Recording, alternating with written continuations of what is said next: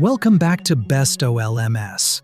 In this video, I'll show you how to grade students and publish exam results. From the side menu bar, navigate to the Exams section. Here, you'll see the following tabs below the Filters option, which are Upcoming, Today, Past, and All Exams. In the exam list, you'll find the Grade and Report buttons.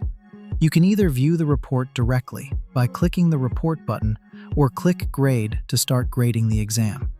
When grading, you can enter marks and remarks for each student based on their performance.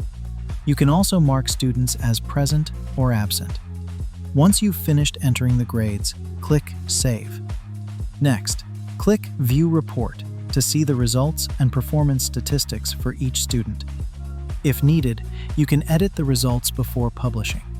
Finally, click Publish Results.